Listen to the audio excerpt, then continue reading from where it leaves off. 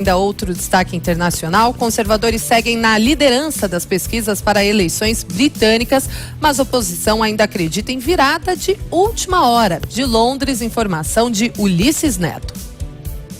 Aqui em Londres, segunda-feira típica de outono, com luz baixa, um dia carrancudo mesmo, temperaturas na casa dos 9 graus em Westminster.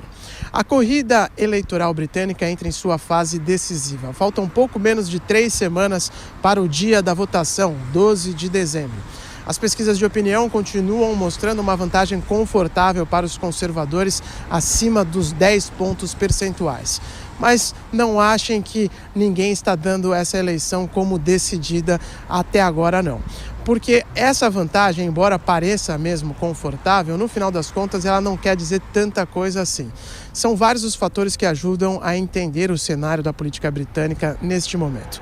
Primeiro, o fato de que as pesquisas de opinião aqui no Reino Unido erram e erram feio. Foi assim na eleição de 2017, no referendo de 2016 e na eleição geral de 2015.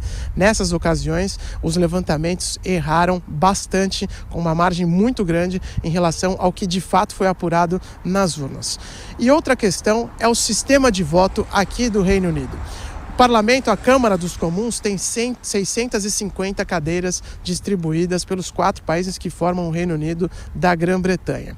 Então não importa no final das contas a vantagem nominal, quem vai ter mais votos no total da eleição. O que importa é quem conquista cada distrito. As eleições por aqui são disputadas distritalmente. Cada uma dessas regiões, por exemplo, essa que eu falo aqui no norte de Londres, tem na Inglaterra mais ou menos 70 mil eleitores. Então, no final das contas, se um partido vence aquela região com 70 mil votos, ou seja, 100% dos votos, ou com 35 mil, que seria 50% na mais um, isso não faz diferença nenhuma no final das contas. O que vale é conquistar a cadeira. Por isso, a oposição acha que tem ainda alguma chance de voltar a governar, sobretudo se os trabalhistas conseguirem se aliar aos unionistas da Escócia ou até mesmo com os liberais democratas, que são a terceira força da política britânica.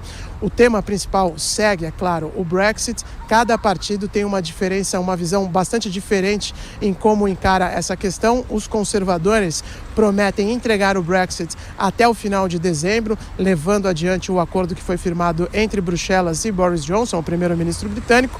Os trabalhistas, que estão em segundo lugar nas pesquisas de opinião, dizem que vão voltar a Bruxelas, renegociar o acordo e aí fazer um novo referendo, inclusive colocando a opção de cancelar totalmente o Brexit. E por fim, os liberais democratas afirmam que querem cancelar essa história toda, não querem o divórcio da União Europeia e que, se conseguirem a maioria, vão reverter todo esse processo.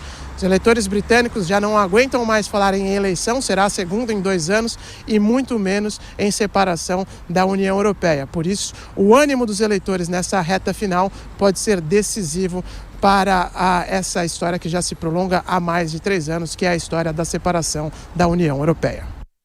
Parte dessa diferença entre o que as pesquisas mostram e os votos, o número, né, da votação... Espera só um pouquinho, Bruno, já você complementa essa informação, falando mais uma vez sobre a questão em Londres e a questão do Brexit, porque, não é, Bruno, o primeiro-ministro vai continuar insistindo nessa questão. Exatamente. Parte dessa diferença entre o que as pesquisas mostram e a votação se dá pelo seguinte: o voto lá não é obrigatório.